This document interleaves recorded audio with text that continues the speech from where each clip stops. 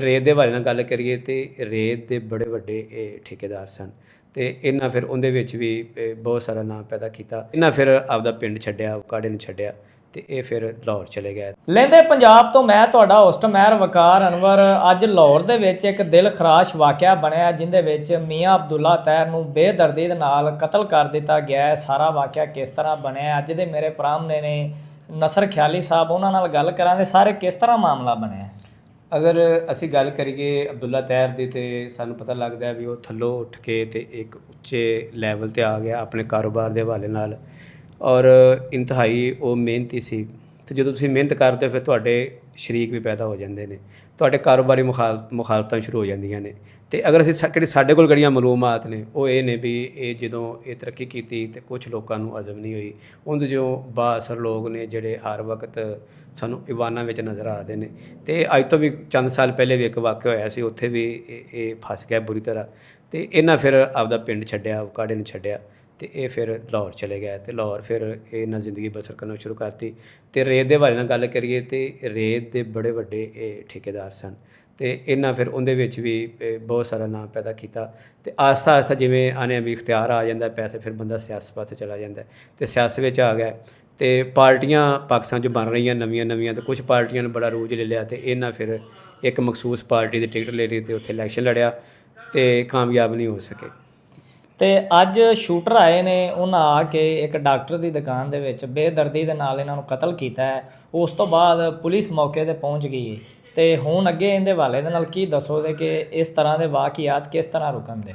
ਜਿਹੜੀਆਂ ਮਾਲੂਮਾਤਾਂ ਸਾਡੇ ਕੋਲ ਨੇ ਉਹਦੇ ਮੁਤਾਬਕ ਤੇ ਇੱਕ ਆਪਦੇ ਇੱਕ ਐਸੇ ਡਾਕਟਰ ਨੂੰ ਮਿਲਣ ਵਾਸਤੇ ਗਏ ਨੇ ਜਿਹਨਾਂ ਨੇ ਅਸੀਂ ਇੱਕ ਘਰੇਲੂ ਡਾਕਟਰ ਜਾਂ ਫੈਮਿਲੀ ਵਾਲਾ ਡਾਕਟਰ ਉਹਨੂੰ ਮਿਲਣ ਵਾਸਤੇ ਗਏ ਨੇ। ਤੇ ਸਾਨੂੰ ਇਹ ਵੀ ਪਤਾ ਹੈ ਵੀ ਇਹਨਾਂ ਕੋਲ ਮੁਹਾਫਿਜ਼ ਵੀ ਸਨ ਜਿਹੜੇ ਜਾਨ ਬਚਾਉਣ ਵਾਸਤੇ ਲੋਕ ਆਸੇ ਪਾਸੇ ਸਨ। ਤੇ ਅੱਜ ਪਤਾ ਨਹੀਂ ਉਹ ਕਿਉਂ ਸਨ, ਇਹਦੇ ਬਾਰੇ ਤਾਂ ਪੁਲਿਸ ਨੂੰ ਇਹ ਬੜੀ ਤਫਤੀਸ਼ ਕਰਨੀ ਪਏਗੀ, ਪੁੱਛ-ਗੁੱਛ ਕਰਨੀ ਪਏਗੀ ਅੱਜ ਮੁਹਾਫਿਜ਼ ਕਿਉਂ ਨਹੀਂ ਸਨ ਨਾਲ। ਇਹ ਬਰਕਤ ਮਾਰਕੀਟ ਗਏ ਨੇ, ਬਰਕਤ ਮਾਰਕੀਟ ਲਾਹੌਰ ਦੀ ਸਮਝ ਲਓ ਵੀ ਉਹ ਲਾਹੌਰ ਦਾ ਦੇ ਲਈਏ। ਉੱਥੇ ਵੱਡੇ ਲੋਕ ਨੇ, ਉੱਥੇ ਬੜੇ ਖੁੱਲ੍ਹੇ ਬਾਜ਼ਾਰ ਨੇ, ਵੱਡੀਆਂ ਸੜਕਾਂ ਨੇ, ਬੜੇ ਅਮੀਰ ਲੋਕ ਰਹਿੰਦੇ ਨੇ। ਉੱਥੇ ਗਏ ਨੇ ਤੇ ਉੱਥੇ ਜਿਹੜੇ ਨਿਸ਼ਾਨਚੀ ਸਨ ਸ਼ੂਟਰ, ਜਿਹਨੂੰ ਅਸੀਂ ਪੰਜਾਬੀ 'ਚ ਨਿਸ਼ਾਨਚੀ ਆਨੇ, ਜਿਹੜਾ ਨਿਸ਼ਾਨਾ ਬੜਾ ਪੱਕਾ ਹੈ, ਸੁੱਚਾ ਨਿਸ਼ਾਨਾ ਹੁੰਦਾ ਹੈ, ਉਹ ਉਹਨਾਂ ਦੇ ਪਿੱਛੇ ਸਨ। ਹੈਲਮਟ ਉਹਨਾਂ ਲੈ ਹੋਏ ਸਨ ਔਰ ਉਹ ਆਪੇ ਮਕਸਦ 'ਚ ਕਾਮਯਾਬ ਹੋਏ। ਉਹਨਾਂ ਇੰਤਹਾਈ ਮੁਹਾਰਤ ਨਾਲ ਇੱਥੋਂ ਸਾਨੂੰ ਪਤਾ ਲੱਗਦਾ ਵੀ ਉਹ ਕਿੰਨੇ ਤਜਰਬਾਕਾਰ ਸਨ ਜਿਨ੍ਹਾਂ ਇਹਨਾਂ ਨੂੰ ਹੀ ਟਾਰਗੇਟ ਕੀਤਾ ਹੈ। ਜਾਂ ਡਾਕਟਰ ਜਿਹੜਾ ਹੈ ਸੀ ਇਹਨਾਂ ਦਾ ਫੈਮਿਲੀ ਡਾਕਟਰ ਸੀ, ਉਸ ਟਾਰਗੇਟ ਹੋਏ, ਉਹਨੂੰ ਇੱਕ ਗੋਲੀ ਲੱਗੀ ਬਾਂਹ ਵਿੱਚ ਤੇ ਇਹਨਾਂ ਨੂੰ 4 ਗੋਲੀਆਂ ਵੱਜੀਆਂ। ਤੇ ਇਹ ਸਾਡੇ ਉਹ ਲੋਕ ਜਿਹੜੇ ਸਾਨੂੰ ਬਚਾਉਣ ਵਾਸਤੇ ਕੰਮ ਕਰ ਰਹੇ ਨੇ, ਸਾਡੀ ਕਿਹੜੀ ਪੰਜਾਬ ਪੁਲਿਸ ਜਾਂ ਲਾਹੌਰ ਦੀ ਪੁਲਿਸ ਸਾਨੂੰ ਸਮਝ ਆਦੀ ਵੀ ਲਾਹੌਰ ਵੱਡਾ ਕੋਈ 2.5 ਕਰੋੜ ਆਬਾਦੀ, ਉੱਥੇ ਪੁਲਿਸ ਬੜੀ ਮੁਨਜ਼ਮ ਹੋਏਗੀ, ਸਾਇੰਟੀਫਿਕ ਅੰਦਾਜ਼ 'ਚ ਕੰਮ ਕਰਦੀ ਹੋਏਗੀ ਔਰ ਉੱਥੇ ਕੈਮਰੇ ਲੱਗੇ ਹੋਏ ਨੇ। ਤੇ ਜਿਵੇਂ CCTV ਫੋਟੋ ਵੀ ਸਾਹਮਣੇ ਆ ਗਈ ਹੈ ਤੇ ਉਮੀਦ ਹੈ ਪੁਲਿਸ ਫੜ ਲੇਗੀ, ਅਸਲ ਗੱਲ ਸਾਹਮਣੇ ਆ ਜਾਏਗੀ। ਇਹ ਕਾਰਵਾਈ ਰਕਾਬਤ ਹੈ, ਇਹ ਕੋਈ ਦਰੀਨਾ ਦੁਸ਼ਮਣੀ ਹੈ ਜਾਂ ਇਹਦੇ 'ਚੋਂ ਕੋਈ ਉਹਨਾਂ ਸਿਆਸੀ ਕੱਦ ਕਾਠ ਇਜ਼ਾਫਾ ਹੋ ਰਿਹਾ ਸੀ ਜਾਂ ਉੱਥੇ ਸਾਡੇ ਸ਼ਹਿਰ ਦੇ ਵਿੱਚ ਇਹ ਕੋਈ ਲੋਕ ਇਹਨਾਂ ਦੇ ਜੈਲਸ ਸਨ, ਮੁਖਾਲਫ ਸਨ ਜਾਂ ਕੋਈ ਸ਼ਰੀਕਾਬਾਜ਼ੀ ਸੀ, ਲਾਗਤਬਾਜ਼ੀ ਸੀ, ਕੀ ਸੀ ਉਹ। ਤੇ ਪੁਲਿਸ ਆਪਦੀ ਯਕੀਨਨ ਜਾਂਚ ਛੁਡਾਉਣ ਵਾਸਤੇ ਅਸਲ ਕਹਾਣੀ ਪਾਸੇ ਜਾਏਗੀ ਔਰ ਅਸੀਂ ਇਹ ਵੀ ਉਮੀਦ ਰੱਖ ਰਹੇ ਹਾਂ ਪੁਲਿਸ ਇਹ ਬਗੈਰ ਕਿਸੇ ਡਰ ਖੌਫ ਤੋਂ ਜਾਂ ਬਗੈਰ ਦਬਾਅ ਤੋਂ ਕੰਮ ਕਰੇਗੀ ਔਰ ਇਹਨਾਂ ਦੇ ਜਿਹੜੇ ਕਾਤਲ ਨੇ, ਸ਼ੂਟਰ ਤਾਂ ਉਜਰਤੀ ਹੁੰਦੇ ਨੇ, ਜਿਹੜੇ ਬੰਦਾ ਆਪ ਮਾਰ ਰਿਹਾ ਹੁੰਦਾ, ਕਿਸੇ ਨੇ ਉਹਨਾਂ ਨੂੰ ਹਾਇਰ ਕੀਤਾ, ਕਿਸੇ ਨੇ ਉਹਨਾਂ ਨੂੰ ਪੈਸੇ ਦਿੱਤੇ ਨੇ, ਸਪਾਰੀ ਦਿੱਤੀ ਹੋਈ ਹੈ ਤੇ ਉਹ ਲਾਜ਼ਮੀ ਪੁਲਿਸ ਉਹਨਾਂ ਨੂੰ ਫੜ ਲਏਗੀ। ਐਡਾ ਵੱਡਾ ਠੇਕੇਦਾਰ ਹੋਣ ਦੇ ਬਾਵਜੂਦ ਪੂਰੇ ਪੰਜਾਬ ਦੇ ਵਿੱਚ ਇਹਦਾ ਇੱਕ ਨਾਂ ਸੀ ਤੇ ਇਹਨੂੰ ਇਸ ਤਰ੍ਹਾਂ ਸ਼ੂਟ ਕਰ ਦਿੱਤਾ ਗਿਆ। ਇਹ ਸੂਰਤ ਹਾਲ ਹੈ ਤੇ ਆਮ ਸ਼ਹਿਰੀ ਨੂੰ ਤਫਜ਼ ਕਿਵੇਂ ਮਿਲੇਗਾ। ਉਹ ਕਿਸੇ ਨੇ ਆਖਿਆ ਸੀ ਵੀ ਪਾਕਿਸਤਾਨ ਵਿੱਚ ਸਭ ਕੁਝ ਹੀ ਮੁਮਕਿਨ ਹੈ, ਜਿੰਨਾ ਵੱਡਾ ਬੰਦਾ ਹੈ ਉਹਦੀ ਜਾਨ ਉਨੀ ਗੈਰ ਮਹਿਫੂਜ਼ ਹੈ, ਉਹਦਾ ਬਣਦਾ ਵੀ ਕੁਛ ਨਹੀਂ। ਔਰ ਸਾਨੂੰ ਇਸ ਮੁਲਕ ਦੀ ਜਿਹੜੀ ਤਾਰੀਖ ਹੈ ਨਾ ਸਾਨੂੰ ਇਹ ਵੀ ਦੱਸਦੀ ਹੈ। ਤੇ ਵੱਡੇ ਇਹ ਸਿਰਫ ਇਹ ਨਹੀਂ, ਵੱਡੇ ਕਾਰੋਬਾਰੀ ਲੋਕ ਪਹਿਲੇ ਵੀ ਇਹਦੀ ਭੀੜ ਚੜ੍ਹ ਚੁੱਕੇ ਨੇ ਔਰ ਲਾਹੌਰ ਦੇ ਵਿੱਚ ਤੇ 10 ਥਾਣੇ ਭਰੇ ਹੋਏ ਨੇ।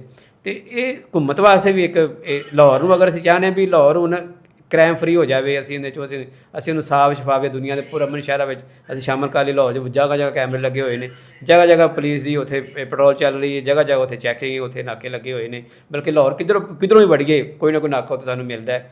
ਤੇ ਉਹਨਾਂ ਅਦਾਰਿਆਂ ਦੀ ਨੱਕ ਥੱਲੇ ਇਹ ਹੋਇਆ ਹੈ, ਕੋਈ ਇਹ ਲਾਹੌਰ ਦੇ ਮਜ਼ਾਫ ਆ ਚੂੰਗ ਵਾਲੇ ਪਾਸੇ ਜਾਂ ਮੋਲਨਵਾਲ ਜਾਂ ਗੱਜੂ ਮੱਤੇ ਪਾਸੇ ਨਹੀਂ ਹੋਇਆ।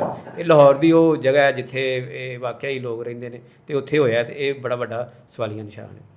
ਤੇ ਲਾਹੌਰ ਦੇ ਵਿੱਚ ਜਗ੍ਹਾ ਜਗ੍ਹਾ ਦੇ ਉੱਤੇ ਇੰਨੀ ਸਿਕਿਉਰਿਟੀ ਹੋਣ ਦੇ ਬਾਵਜੂਦ ਪੁਲਿਸ ਖੜੀ ਹੈ, ਚਲਾਨ ਕਰਨ ਦਾ ਹੀ ਕੰਮ ਹੁੰਦਾ ਹੈ ਕਿ ਜਾਨਾਂ ਦੀ ਵੀ ਹਿਫਾਜ਼ਤ ਕੀਤੀ ਜਾਂਦੀ ਹੈ? ਅਸਲ ਕੰਮ ਤੇ ਪੁਲਿਸ ਦਾ ਜਾਨ ਬਚਾਉਣਾ ਹੀ ਹੈ, ਲੋਕਾਂ ਦੀ ਜਾਨ ਬਚਾਉਣਾ। ਠੀਕ ਹੈ, ਉਹ ਬੜਾ ਵੱਡਾ ਠੇਕੇਦਾਰ ਸੀ, ਉਹਦੇ ਕੋਲ ਬੜਾ ਪੈਸਾ ਸੀ, ਉਹ ਸਿਆਸੀ ਅਸਰ ਸੋਖ ਸੀ, ਲੇਕਿਨ ਨਿੱਕਾ ਬੰਦਾ ਹੈ ਜਾਂ ਵੱਡਾ ਬੰਦਾ ਹੈ, ਚਾਹੇ ਉਹ ਕੀੜੀ ਹੈ ਚਾਹੇ ਉਹ ਹਾਥੀ ਹੈ, ਪੁਲਿਸ ਵਾਸਤੇ ਬਰਾਬਰ ਨੇ। ਤੇ ਲੋਕ ਜਦੋਂ ਪੁਲਿਸ ਖਲੋਂਦੀ ਲੋਕ ਆਪਣੇ ਆਪ ਨੂੰ ਮਹਿਫੂਜ਼ ਸਮਝਦੇ ਨੇ, ਲੇਕਿਨ ਜਦੋਂ ਇਹ ਵੇਲਾ ਆ ਜਾਵੇ ਵੀ ਜਦੋਂ ਪੁਲਿਸ ਦੇ ਬਾਵਜੂਦ ਲੋਕ ਪੁਲਿਸ ਕੋਲ ਹੀ ਖੌਫ ਰਾਜ਼ ਖਾਨ, ਉੱਥੇ ਡਰ ਖੌਫ ਖਾਨ, ਤੋਂ ਉੱਥੇ ਫਿਰ ਕੁਛ ਵੀ ਹੋ ਸਕਦਾ ਹੈ।